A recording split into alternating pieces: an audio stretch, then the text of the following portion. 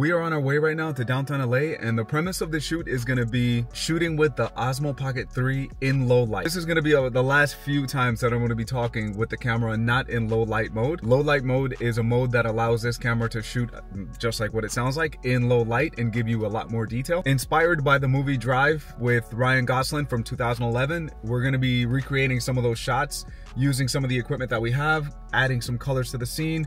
Also, some of it has to do with post-production, something I haven't done in a long time. We're just getting out to go shoot for fun, not for work. So let's see what we get, and let's see how this camera performs in low light mode for the entire time. So you see how we're lighting him from that side, but it's the opposite side of where we are in the camera? Yeah. That way perfect.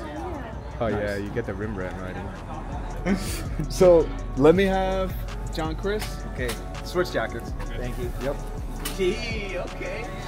I mean, it's gonna look better. I'm just saying. I was gonna text you, but like, hey, you gotta bring the scorpion jacket. I couldn't find it in a little bit of time. John Chris, let me have you come stand right here. And you're facing this. I would say both hands in the jacket. Now we close the jacket. Looking this way.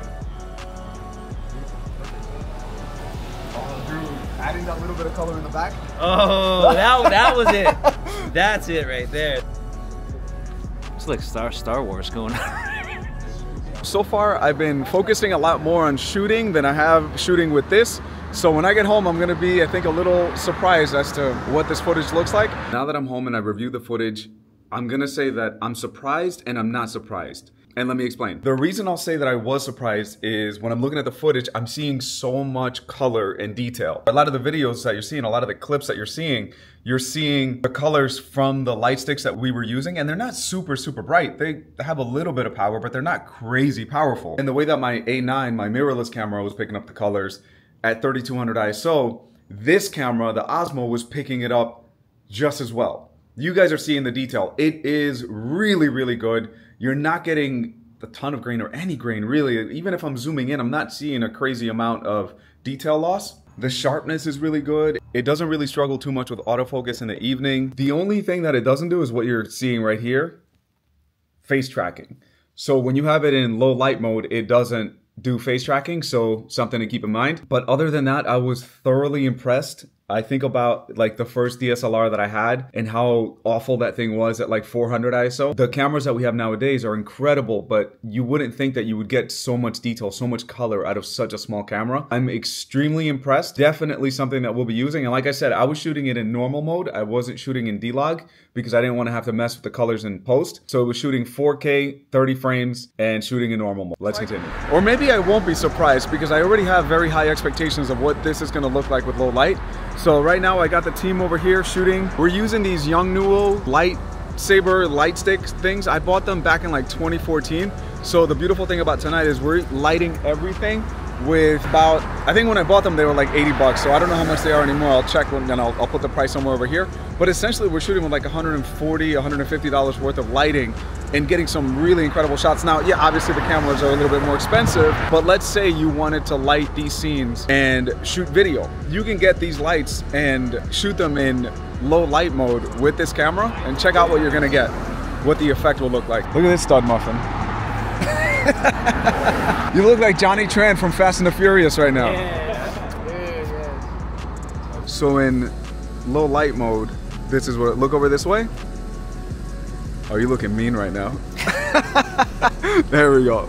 But yeah, I mean, with these lights, you can really do some cool cinematic stuff. That was night mode with the DJI Osmo 3. Overall, extremely happy with how everything came out. I love the colors that I was seeing on the screen. Let me know what you guys think. How did this perform in low light? I was very impressed with it, but you guys be the judge. I think that we picked a very good setting with downtown LA with all the tungsten and orange and all the lights.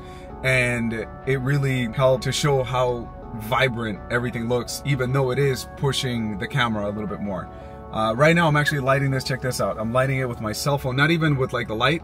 I'm lighting it just with like opening the screen. So that's how sensitive this thing is to light. This is literally what I'm lighting it with. Not the flashlight, just turning the thing on. So that's how sensitive it is to picking up light. So from that to that, which actually, there was a movie from the early to mid 2000s, Collateral, and that was a movie I really liked. It was a movie with Tom Cruise and Jamie Foxx, And I remember that they used little light panels like this, like our cell phones, basically. I think they were using the red at the time, which goes to show like how much technology has really advanced. That they were using reds for that. Not that you can shoot a full length film with this, but you're getting, you know, that very sensitive to light sensor in such a small package.